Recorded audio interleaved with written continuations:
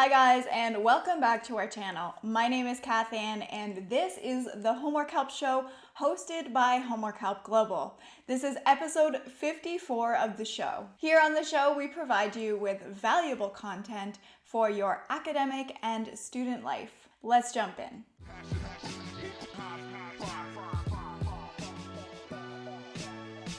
Today, let's talk about APA and MLA formatting.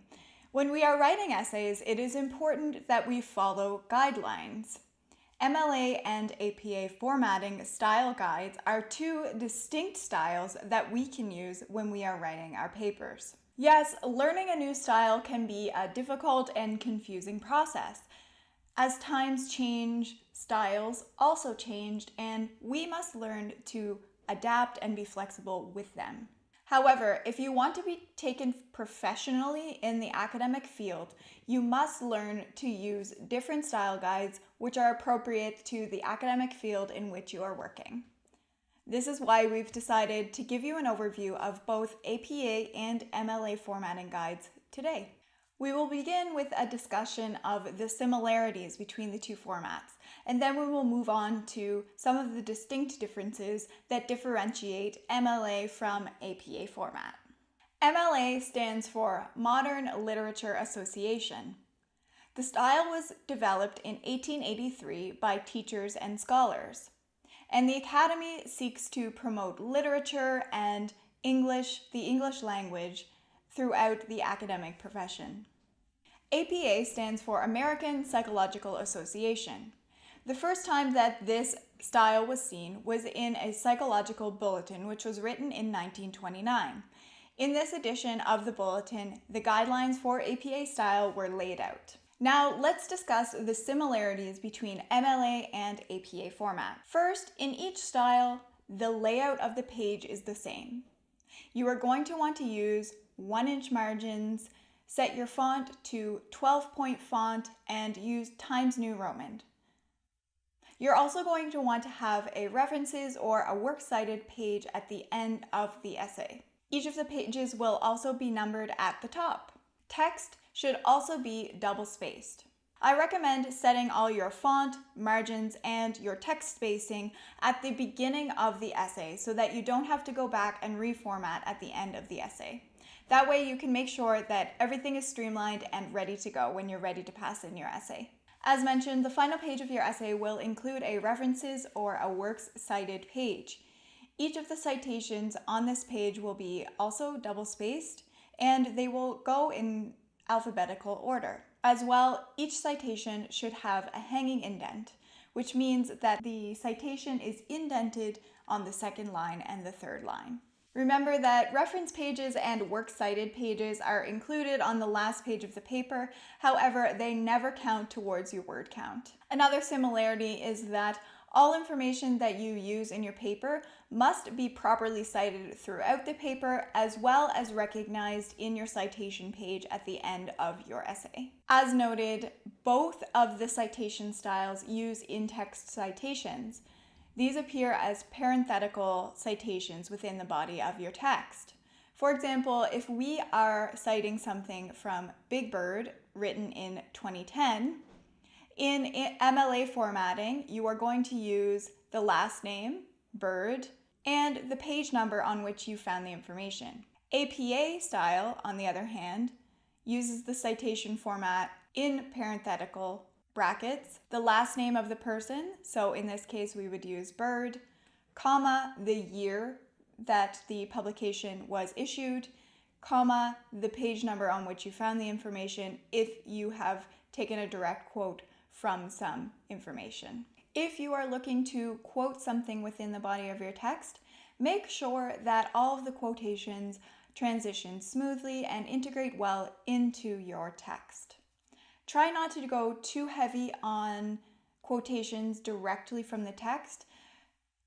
Professors tend to prefer paraphrasing as opposed to direct quotations unless it is something they request specifically.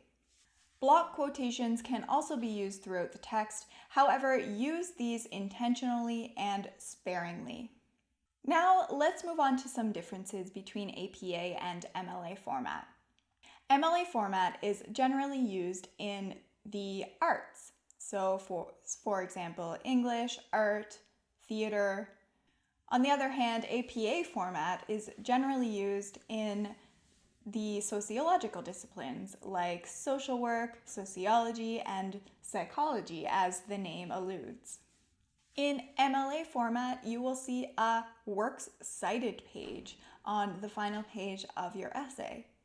In APA format, it is a bit different, and the references page will be called just that, the references page. In MLA format, when you are going to cite some information, you will want to use the citation style, bird, big. On the other hand, in APA format, the references are cited with the last name, comma, and then the first initial. So for example, bird, B. In MLA format, when information is cited within the text, make sure that you place the page number within the parentheses. So for example, according to Big Bird, writing is a good way to practice the English language. And then at the end of the sentence, you bracket the page number on which you found that information. On the other hand, in APA format, when you are citing information in a sentence, make sure to put the year during which the information was published. So for example, Big Bird believes that writing centers are awesome. And then in brackets, you will put the year right after the name that you have cited. So for example, it would be Big Bird, brackets, 2010, believes that writing centers are awesome. In MLA format, quotes 4 lines or longer are called blocked quotations, and they are indented 2 tabs over. In APA format, quotes 40 words or longer are also forming block quotations. They are adjusted 5 spaces over in the context of the paper. In MLA format, when titles of works are cited within the references page, they are italicized. In APA format, the first word of the title is capitalized and the rest are lowercase. They are not italicized. If you are struggling with APA or MLA format, consider using a citation tool such as BibMe. We will link it in the description box below. This can help you to organize your citations and create a bibliography for you that you can include at the end of your paper. However, don't become reliant on these tools. Think of them as just that, tools. Getting a copy of the actual APA or MLA manuals can also be very helpful in learning these formatting styles. As well, check out OWL Purdue. That website has a great breakdown of both MLA and APA style guides, wherein you can learn the thorough breadth of both of these styles. Also consider visiting your campus's writing center for more support on MLA or APA format. If you're looking for more support on either of these styles, try to check out episode 35 of the show. In that show, we provide you an in-depth overview of the APA style format. Okay, so that's it for me this week, guys. I hope this video was of benefit for you. If you have any questions, jump into the comment box below. We've linked and listed all the information I've discussed in this video in the description box. If you want to connect with us on any of our social media platforms, all of our information is listed below. Take care, make sure to give this video a like and a thumbs up, and make sure you subscribe for more good content.